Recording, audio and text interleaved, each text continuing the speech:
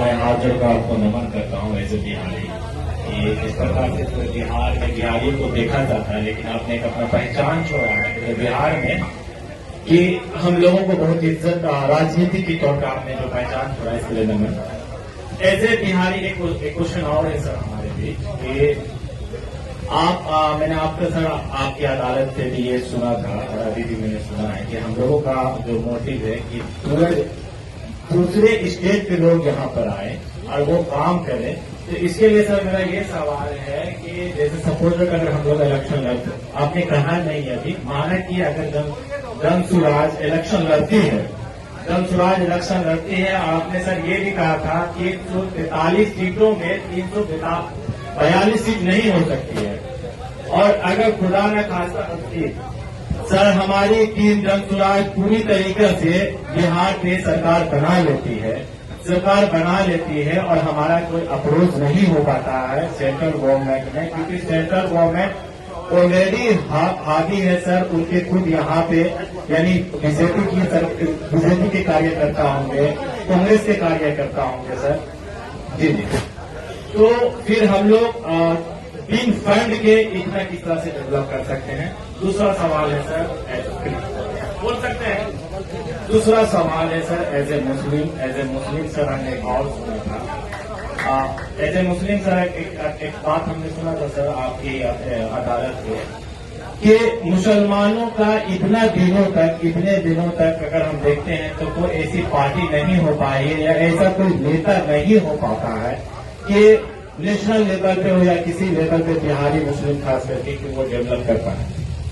तो सर इस चीज को लेकर भी हम एज ए युवा नेता संतुष्ट होना चाहेंगे। कल अगर धनसुराज की कोई पार्टी बनती है माना कि, और बनने के बाद सर वो तो कहीं ना कहीं इनडायरेक्टली हो या डायरेक्टली हो प्रशांत किशोर की ही पार्टी कहलाएगी, तो हम उससे संतुष्ट होना चाहते हैं कि वहां पे एज ए मुस्लिम क्या एक अब मेरी बातों को सच्चाई समझ पा रहे होंगे। धन्यवाद। बस एक सवाल रोजगार करने आएंगे लोग, तो ये मुझे भी खुशी होगी, लेकिन जैसे कि आप इस एरिया में आए हैं, ये सीमांचल एरिया है, ये साल में 4 महीना पानी में रहता है, बाढ़ है। पहले आप इस बाढ़ को कैसे रोकेंगे जिससे कि यहाँ की इंडस्ट्री लगे, किसी को रोजगार मिले? अगर इस चीज को आप रोक देते हैं तो निश्चित रूप पर आपका सपना निश्चित रूप से साकार होगा।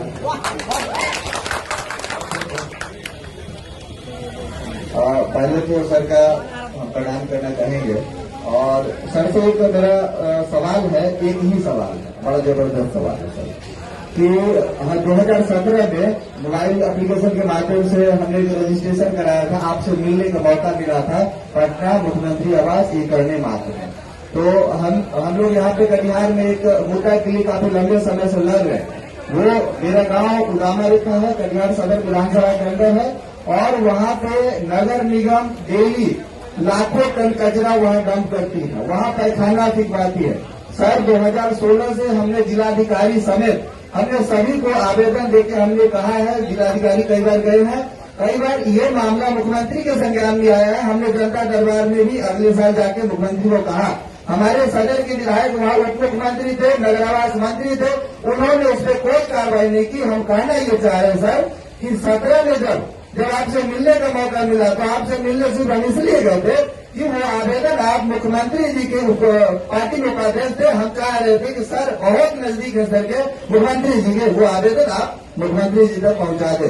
जब हम वहाँ इसी तरह से माइक मिला और जब हमने सर आपसे सर आग्रह किया कि सर ये आवेदन जो कि हम लोग त्रस्त है, वहाँ बीमारियां हो रही है, कैंसर जैसी महामारियां हो रही है, तो सर ये आवेदन मुख्यमंत्री जी तक आप सौंप दे, आपने लेने से इनकार कर दिया था। इस बात का हमको जवाब चाहिए सर। आपने कहा था कि ये मेरी व्यवस्था नहीं है, हमने जदयू को मजबूत करने के लिए हम यहाँ आए हैं और आपको इसलिए, लेकिन जब रजिस्ट्रेशन हुआ ऐसी कोई बात नहीं कही गई थी। आपके वॉलंटियर से जब हमारी बात फोन पे हुई, कहा कि आपको प्रशांत सर से मिलने का मौका, बड़ा उत्सुक हुआ सर। हम बिहार का एक लड़का है, बस 1 मिनट कंप्लीट करने दीजिए सर, प्लीज कंप्लीट करने दीजिए सर। तो जब हमको बड़ा उत्सुक हुआ, रात में बात किया, वॉलंटियर आपने कहा कि सर आपसे बात करेंगे, मेरे को समझने में सक्षम नहीं हूँ, प्रधान सर से आपकी मीटिंग करा दी।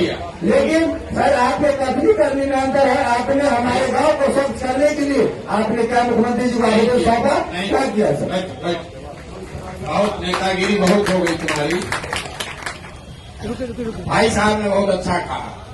आपको अच्छा ये आपने कहा कि आपको याद है कि हमने आपको क्या कहा। एप्लीकेशन हम नहीं लेंगे क्योंकि हम सरकार में नहीं हैं, हम दल में हैं। हमारा काम दल को मजबूत करना है। सरकार चलाने के लिए आपने मेयर चुना है, वार्ड सदस्य चुना है, विधायक चुना है, सांसद चुना है। सांसद चुनोगे दूसरे को, हमारी के साथ करेंगे हम। तो या जब हम पूरा बिहार में चलते हैं पैदल, 18 महीना से चल रहे हैं, तो लोग बहुत जब बोलने लगता है तो हम पूछते हैं अच्छा बात तो सब हमारा ही गलती है, ये बताओ कि तुम्हारा इतना कष्ट ये कब से है? आपके यहाँ नाली कब से ही बह रहा है? डंप कब से हो रहा है? 2017-18 से। अभी कितना सुनो ना लोग, आपका सुन लिया, अब जवाब सुनिए। 2022-23 में अभी बैठे हैं। आपके माननीय विधायक जी कई बार से चुनाव जीत रहे हैं। 4 बार खड़ा हो जाओ, खड़ा हो जाओ, सुनो पहली बात। भाई साहब कितना जोश में बोले हैं, अरे भाई हमारा कैंसर हो रहा है, अब हमारा कुछ नहीं किए। और उसी विधायक को 4 बार से जिताए हो, उसको पंजाब का आदमी आके वोट दिया।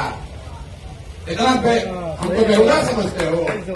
बिहार में आदमी गाना रोता है दिन रात 5 बरस, 5 बरस रोएगा। सड़क नहीं है, नाली नहीं है, गली नहीं है, पढ़ाई नहीं है, रोजगार नहीं है, नाला बह रहा है, जीना मुश्किल है। कल वोट देने जाओगे जात के नाम को उछल के पहले वोट दबाओ, जय श्री राम कह के वोट दो, और हमको कह रहे हो कि नानी साहब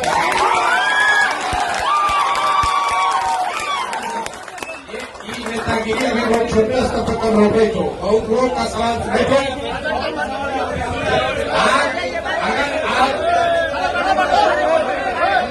अगर नागरिक होने के नाते, सुनिए, नागरिक होने के नाते हम ये जब आएंगे पदयात्रा में तो गांव गांव ही करते हैं, सब लोगों से पूछते हैं कि भाई पर आप अगर भाषण सुने हैं मेरा जन सुराज, हम आपको बैठाना डराना नहीं चाहते, आप आराम से खड़े होकर सुन लीजिए। पूरे बिहार में 5000 गांव में हम पैदल गए, हर जगह सभा जब करते हैं तो मेरा पहला सवाल होता है लोगों से कि हाथ उठाकर बताइए कि आपके यहाँ पढ़ाई की व्यवस्था बच्चों के लिए होनी चाहिए कि नहीं होनी चाहिए। अभी तक 99% से ज्यादा लोग हाथ उठाकर बोलता है कि न भैया होना ही चाहिए, इसमें क्या बात, पढ़ाई का व्यवस्था तो होना ही चाहिए। कैमरा लगा रहता है, हम फिर पूछते हैं भाई देख लो, सब लोग हाथ उठाकर बोलो हाँ भैया सोच लियो। फिर हम अपने बोलते हैं कि अपने अपने बच्चों के नाम पर, अपने बच्चों के नाम पर हाथ उठाकर बताओ कि तुम में से किसने जीवन में एक बार भी पढ़ाई के लिए वोट दिया। आज तक 18 महीना में पूरे बिहार में 5000 गांव में एक आदमी भी नहीं मिला। पढ़ाई सबको चाहिए, लेकिन वोट मंदिर पर पड़ना चाहिए। नाला साफ होना चाहिए, लेकिन वोट 4 किलो अनाज पर दीजिएगा। वोट सबको अपना रोजगार चाहिए, लेकिन वोट आप दीजिएगा मोदी जी पर खर्च नहीं हो सकता है। जो बोइएगा वो काटिएगा, बोइएगा बहू कि आम खाने को मिलेगा। जिंदाबाद जिंदाबाद जिंदाबाद। नेतागिरी कीजिए। अभी आप युवा आदमी हैं, अगर आपके क्षेत्र में परेशानी है, आपने बात उठाई, वो ठीक बात है, लेकिन आपने हमारे पक्ष में बहुत अच्छी बात कही। हम झूठ नहीं बोलते हैं, जो बोलते हैं डंके की चोट पर बोलते हैं कि हम जदयू में उपाध्यक्ष हैं। हमारी जवाबदेही पार्टी को मजबूत करना है। किसी पार्टी के संगठन में बैठा हुआ आदमी, उसका काम सरकार चलाना नहीं है। अगर वो चलाता है तो संवैधानिक तौर पर भी गलत काम है, क्योंकि सरकार में उसी को हस्तक्षेप करने का आदेश है जो संविधान के तहत ओथ लेने की एक प्रक्रिया है। जानते हैं ना लोग शपथ काहे लेता है? शपथ आप इसलिए लेते हैं कि आप संविधान की व्यवस्था के तहत उस पद की मर्यादा का निर्वहन करेंगे। तो जनता भी जो है, मंत्री जी नहीं मिले तो जो जदयू का मिला, जो शासक पार्टी का मिला, उसी को पकड़ लिया। मेरा जल्दी से काम करा दो, जनता दरबार है ना मुख्यमंत्री का, वहां गए थे ना, तो काहे फिर उनका एप्लीकेशन देने के हमारे पास आए थे?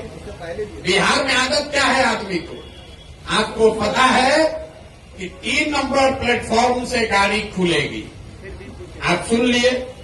फिर जब जाइएगा वहां दिख रहा है कि 3 नंबर प्लेटफॉर्म ये है, तो फिर पूछेगा कि 3 नंबर ना है। फिर नीचे पहुंच गया प्लेटफॉर्म पर, गाड़ी 3 नंबर प्लेटफॉर्म पर आएगी, लिखा हुआ है 3 नंबर, अनाउंसमेंट हो रहा है, गाड़ी आ गई, फिर बगल वाला से पूछेगा ये 3 नंबर ना है। ये बिहार के आदमी का आदत है। आपको भेजता है मैसेज फोन पर, आप फिर फोन करता है, ए भैया मैसेज भेजे हैं जरा पढ़ लीजिएगा। अरे बेहुदा जब मैसेज भेजे ही हो तो पढ़िए लेंगे, और नहीं तो फोन किए हो फोने पर बता दो, या तो मैसेजे भेज दो, मैसेज पढ़ लेंगे। अगर मैसेज भेजे हो तो धीरज रखो, पढ़ के बताएगा आदमी। अगर फोने कर रहे हो तो फिर मैसेज काहे भेजे हो? इतना घबराहट में मत रहिए। अगर मुख्यमंत्री के यहाँ व्यवस्था है, उनके यहाँ हर आदमी क्या करा, टीटी के यहाँ ट्रेन में घुसे, जरा जल्दी से टिकट एगो सीट दिलवा दीजिए 500 रुपया दे के, आप भी कर रहे बड़ा भ्रष्टाचार है, बड़ा भ्रष्टाचार। भ्रष्टाचार तो बहुत है, मुखिया विधायक सब कितना भ्रष्टाचार कर रहा। आज 2 बरिस पहले मुखिया का चुनाव हुआ तो लोग सामने से फोन करके मुखिया के उम्मीदवार को कह रहा है अभी समानवा नहीं पहुंचा, पूछिए लोग मुखिया के चुनाव लड़े, मुर्गा भात खाकर वोट दीजिएगा। वही आदमी गौवा में जाते हैं, कहते भैया बाप रे बाप मुखिया सब इतना चोर हो गया है, तो सामने से इसीलिए कहते हैं 500 रुपया लेके वोट तुम बेचोगे तो मुखिया तुम्हारा चोर नहीं होगा तो हरिश्चंद होगा। तुम्ही कैसे होशियार हो? अरे तुम्हारा औकात है 500 रुपया चोरी करने का, तुम 500 चोरी किया। मुखिया का औकात है 5000 चोरी करने का, 5000 कर रहा है। विधायक का औकात है 50,000 का, 50,000 चोरी कर रहा है। आपने बहुत अच्छा कहा कि हमारे विधायक जी 3 बार से जीत रहे हैं। देखिए जिसको कैंसर हो रहा, बताइए भला, आप ही का बात मान लेते हैं, जिस एरिया में लोगों को कैंसर हो रहा है उसको कैंसर होना मंजूर है, लेकिन नेताजी का जात पर ही वोट पड़ना चाहिए। कैसे सुधरेगा रे भाई? न सुधर सकता, न सुधरेगा। 17 महीना नहीं, हम 17 बरिस चलेंगे तब भी नहीं सुधरने वाला, क्योंकि यहाँ का आदमी को ही नहीं सुधरना। आप बताइए, जिसको कैंसर हो जाए उस एरिया में तो विधायक का घुसना लोगों को मना कर देना चाहिए। वो विधायक 4 बार से जीत गया। डिप्टी सीएम जब डिप्टी सीएम बने होंगे तो उनके साथ सेल्फी भी खिंचाने के लिए लोग मारामारी कर देंगे। अभी हमसे कह रहे हैं कि आंदोलन काहे नहीं कर रहे, हम इसीलिए आंदोलन करते ही नहीं है। इतना बुर्बक मत बुझो हमको कि तरकुल पर चढ़ जाएंगे। हम तरकुल पर चढ़ने वाले नहीं हैं, हम लोगों को तरकुल पर चढ़ाते हैं। आज तक देखो कभी धरना बैठे, आज तक देखे हो कभी धरना को बैठे हुए? हमको जो धरना को बैठता है उसके पीछे हम चले जाए धरना बैठ जाओ, हम नहीं बैठते धरना पर। तुमको जरूरत है, तुमको बैठना पड़ेगा, जाके घेरो उनको घेरो पहले जाके मंत्री जी को, तब ना हमारा मदद मांगोगे। आप सोते रहिएगा दाल भात चोखा खा के, हमको हम जाकर कूड़ा साफ करेंगे। हमारा लड़का तो दिल्ली के बढ़िया स्कूल में रहता है। सवाल से गोल गोल मत घुमाइए हमको। इतना आदमी बैठा है, पूछिए ना कौन घुमाए। आपके माध्यम से भी हम हजारों लोग को ये कहना चाह रहे हैं कि हमारा दम क्या है। बहुत बढ़िया कॉल, अब आपके सवाल का जवाब दे दिया। बैठ जाइए। इतना आदमी बैठा है, सबको बुझा रहा है कि कौन गोल घुमा रहा है, कौन सीधा चल रहा है। और हम सुनिए, सवाल था उस पर जवाब दिया जाए सर, ये छोड़िए। ऐसा है कि हम एकमात्र आदमी, सुनो, बिहार में एकमात्र ऐसा आदमी है जो हर गांव में किसी का भी सवाल लेने को तैयार है। घबरा नहीं रहे आपके सवाल से। आप मत समझिए कि आप हमको बहुत घेर दिए, आप आए हैं तैयारी करके, जरूर प्रशांत किशोर को आज घेर देंगे। इतना आसान है जिस तमिलनाडु में जाते हो आप मजदूरी करने, वहां के राजा को हम जाके सलाह देते हैं कि कैसे चलाओ।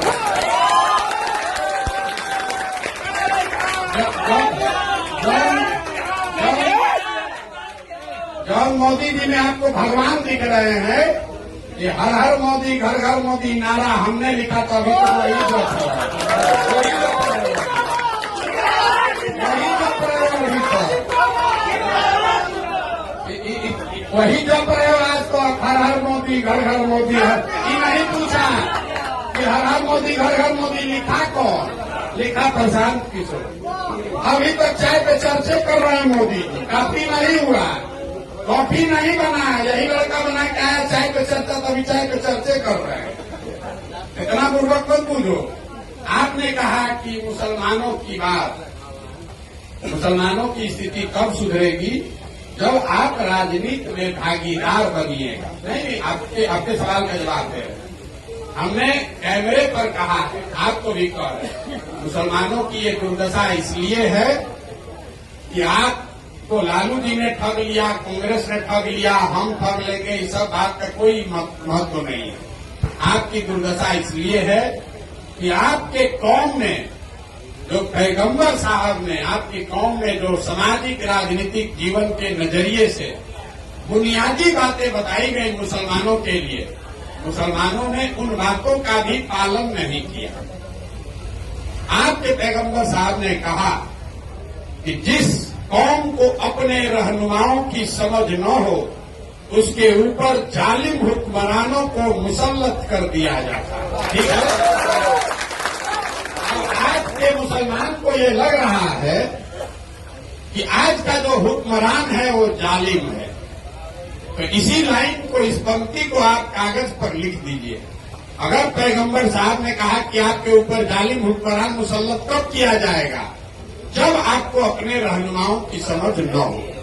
तो बिहार में पिछले 30-40 साल में मुसलमानों को अपने रहनुमाओं की समझ ही नहीं। जब जिसको रहनुमा बनाना है तो आप गलत आदमी को पकड़ लेते हैं, तो आपके ऊपर जालिम हुक्मरान को रखे ही जाएंगे। आपकी कौम में ये बताया गया कि बिना जद्दोजहद के जीवन में कुछ हासिल नहीं हो सकता। हम गलत बोले तो बताइएगा, कौम में ये बात कही गई है। आज का मुसलमान जद्दोजहद नहीं करना चाहता, वो 5 वर्ष बैठ के समीकरण बनाता है अपने दिमाग में, कौन भाजपा को हराएगा, कौन भाजपा को हराएगा, कौन ममता हराएगी, कि राहुल हराएंगे, कि प्रशांत किशोर हराएंगे, कि तेजस्वी हराएंगे। अब जो आपको चुनाव के समय हराता दिखता है, वो आदमी अच्छा हो, खराब हो, चोर हो, बदमाश हो, आप उसी के ट्रेन में बैठ जाते हैं, अपने बाल बच्चा को भी लेकर बैठ जाते हैं। अब फिर आगे जाके एक्सीडेंट होता है, कदे भैया बड़ा ठग आ गया। अरे भाई, आपने 5 वर्ष जद्दोजहद नहीं किया, आप अवसर की तलाश में बैठे। अभी 2 महीना पहले तक आपको नीतीश कुमार में अपना रहनुमा दिख रहा था, और छोड़ के आपको पीठ में चूड़ा मार के भागा। अब आप नया रहनुमा खोज रहे हो, किधर जाए और किधर जाए।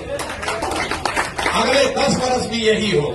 अब आपको लग रहा है प्रशांत किशोर हमारा नया विकल्प है। हम रोज कहते हैं भैया हम आपके रहनुमा नहीं हैं, हम मुसलमानों की तरफदारी करने नहीं आए हैं। जैसे समाज में हर आदमी को बता रहे हैं कि अगर अपना और अपने बच्चों का जीवन सुधारना है तो आपको खड़ा होना पड़ेगा, अपने बच्चों के लिए खड़ा होना पड़ेगा। प्रशांत किशोर कैसे सुधार देंगे? हम इतने दिन से पैदल चल रहे हैं, रोज मन से कहते हैं कि दलितों के बाद सबसे ज्यादा गरीब, बदहाल, फटेहाल अगर कोई दिखा तो मुसलमान भाई दिखे। मुसलमानों के बड़े गांव में जाइए, बिहार में तो बहुत है, उन गांव में जो बदहाली है, अभी एक वहां लोग कहते हैं भैया देखिए सड़क नहीं है। अगर हम लोग की महिला को प्रसव का पीड़ा हो जाए तो आधा आदमी का तो जान हॉस्पिटल पहुंचने में निकल जा रहा है। लोग कह रहा है नाली गली नहीं है, पढ़ाई नहीं है, स्कूल अस्पताल नहीं है। अभी 1 महीना पहले तक सड़क का मंत्री कौन था? तेजस्वी यादव। नाली गली का मंत्री कौन है? ग्रामीण कार्य मंत्री तेजस्वी यादव। अस्पताल का मंत्री कौन? तेजस्वी यादव। पढ़ाई का मंत्री कौन? चंद्रशेखर यादव, भी तेजस्वी यादव। और जितने मुसलमान रोज ये खोल रहे हैं, कल वोट होगा तो कौन मुसलमान है जो आरजेडी को वोट नहीं देगा, वो बताओ। तो देगा तो कैसे सुधरेगा, ये भी बता दो। ये बता दो कैसे सुधरेगा। हमने आपको प्रेस वार्ता में बताया कि बिहार की बदहाली का कारण है यहाँ की बंधुआ मजदूरी। कोई जात के नाम पर बंधुआ मजदूर बन गया, कोई हिंदू मुसलमान के नाम पर मोदी का बंधुआ मजदूर बन गया, कोई लालू के डर से भाजपा और कोई भाजपा के डर से लालू। यहाँ अपने बच्चों के लिए कोई वोटे नहीं कर रहा है, तो आपका स्थिति सुधरेगा कैसे? सब खड़ा होकर भाषण कर रहा है।